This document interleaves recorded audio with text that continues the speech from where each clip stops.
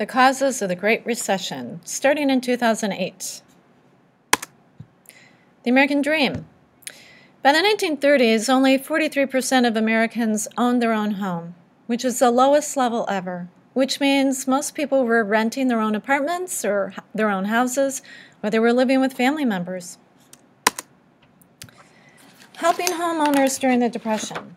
Well, President Roosevelt really tried his very best to help homeowners out.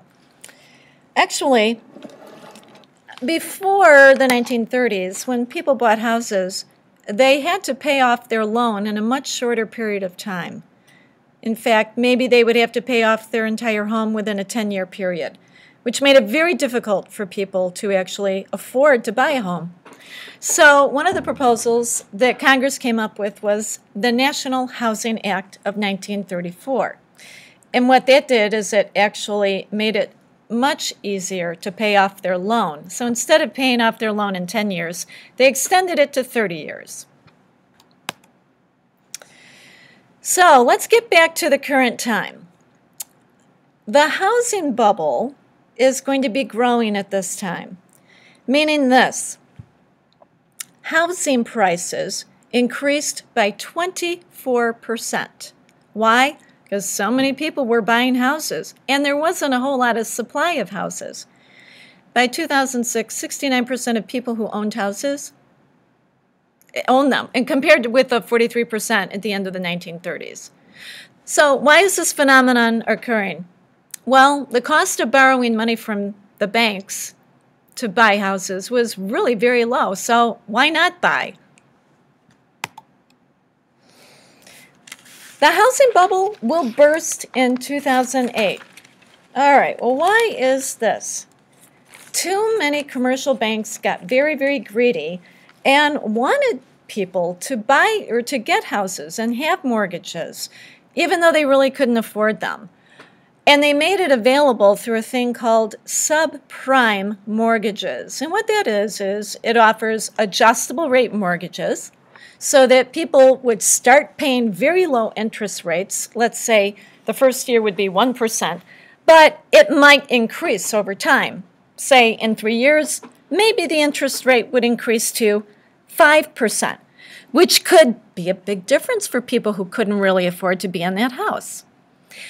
When people couldn't afford their monthly payments to the bank when they took these subprime mortgages, the banks would kick them out of their house. That's called foreclosure. So, the banks, and when I say banks here, I'm not talking necessarily about commercial banks where you and I have our savings account. I'm actually talking about investment banks. These investment banks are places that buy stocks and bonds. But because there was such a giant pool of money in the late 1990s, early 2000s, they wanted to come up with new ways of investing that cash. So they came up with these new financial investment instruments called mortgage-backed securities. A mortgage-backed security is taking a gift box, for example, and taking everyone's mortgage loan in your neighborhood and putting it in that box and then wrapping it up in a nice little ribbon and selling that box as if it were a stock in another company. Those things were traded just like stocks and bonds were. Another way these investment banks made money was through another financial investment instrument called derivatives. And a derivative is like buying an insurance policy.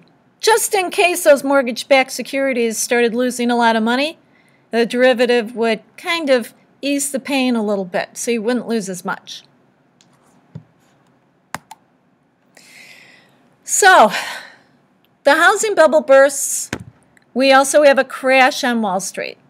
Now, this crash happened at first on the investment bank level. Here's how it worked. Remember those investment banks selling those mortgage-backed securities and derivatives? Well, it got to a point, like some investment banks like Bear Stearns, couldn't sell or trade those anymore. No one wanted to buy them because so many people were foreclosing on their houses. So why would you want that? So investors saw that many homeowners were defaulting on their mortgages, so other banks stopped buying up these mortgage-backed securities and derivatives. Bear Stearns no longer exists. It's bankrupt. Other commercial banks stopped loaning money, too, to companies. Now, why would that make a difference? Nora Mangan, please dial 6303. Nora Mangan, 6303. Companies often borrow money from banks to pay their workers, to pay their employees. So commercial banks stopped lending money at the same rate that they used to. Same thing happened with the ordinary people like you and me. We go to banks to borrow money to buy cars, to buy appliances, even to get student loans. Commercial banks decreased the number of those types of loans to us. Mr. Alper, Ms. Vassos, your bus will be here in 5 minutes. The bus for the volleyball game will be here in 5 minutes. So the effect of this crisis is worldwide. It's far-reaching. Why? Because our banks loan money to other banks in other countries. Other countries' banks are also investing in these toxic mortgage-backed securities. So it's very much interrelated, people.